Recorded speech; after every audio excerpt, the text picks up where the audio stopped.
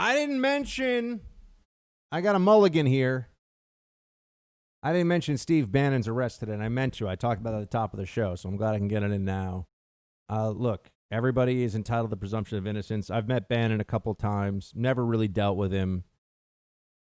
What to say here? What to say? I think he's a smart guy. I think he's a dynamic fellow. And I think the Southern District of New York may very well be timing this. I would assume, in fact, I'll go beyond may. I would assume the timing of this is meant to cause damage at some level, that the decision was made to cause damage to Trump, although Trump fired him years ago.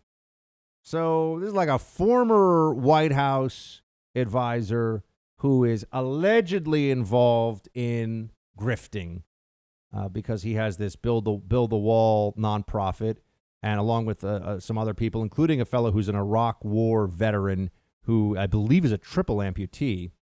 And they raised $25 million, something like that. And they, in the indictment, remember, Bannon's been arrested. In the indictment, it says they were funneling money to themselves. And this is, the allegation is of a classic scam involving raising money for one purpose under the guise of a nonprofit, and then living a lavish lifestyle, paying yourself a big salary, and using those funds for illicit purposes. Wire fraud involved in the charges here. Wire fraud can carry a 20-year sentence. Now, here's what I'll say about this. If this is a gray area, which it could be, let's assume financial crimes tend to be pretty black and white. Let's assume, and for example, you guys all know I like Dinesh D'Souza a lot. I think he does great work. And he admits that he committed a financial crime. It was a traffic ticket worthy financial crime, very small, but he moved money. He sent money through a straw donor to a friend in politics, and he was then punished excessively because he's a Republican and the Southern District of New York wanted to make an example of him under the Obama administration, right? But what he did is illegal, and he knows that, and he's always said that. Now he's been pardoned, so thankfully he has all of his rights restored. But financial crimes is kind of you did or you didn't. You either hid $10 million in an offshore account and didn't declare it for tax purposes, or you either did or you didn't. It's not really so the gray area here, as I see it, may be that what is a legitimate expense. And this is where a lot of the stuff with the tax code, too, it's like, what's a business trip versus a personal trip?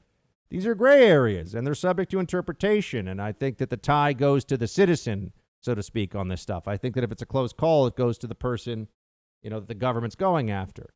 So we have to look and see what's going on with that. And I'm sure sweeping Bannon into this, most of the really egregious stuff that has been reported, buying like luxury yachts and paying for plastic surgery and all these things. Most of that seems to be involved with one of Bannon's partners in this venture, and I haven't yet seen Bannon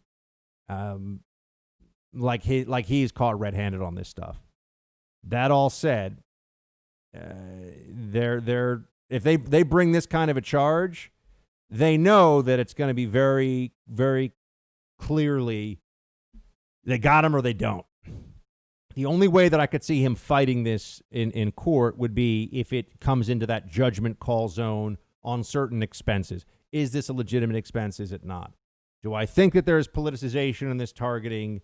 Yes, I do. But I also, Bannon is a savvy player. He knows the game. And if he did some shady stuff with some of this money, guys, it would be very unwise. I would hate for that to be the case. And I don't know Steve Bannon well enough at all to vouch for his character. I've met him, I think, 2 or 3 times, maybe total.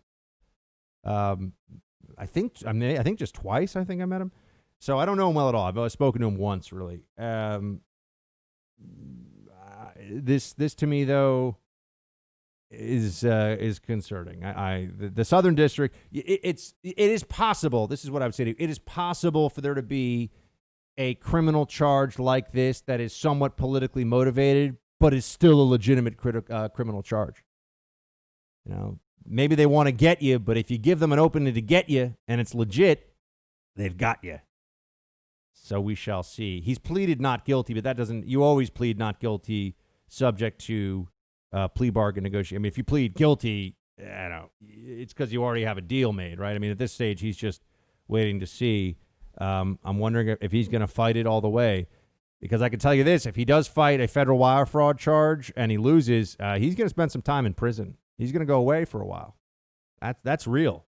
They're not. That's not a no jail time kind of a thing. They're going to send him away for a while if they can. So it's a big roll of the dice for Steve Bannon. But people that are all saying, "Oh, this ties to Trump," look, this has nothing to do with Trump.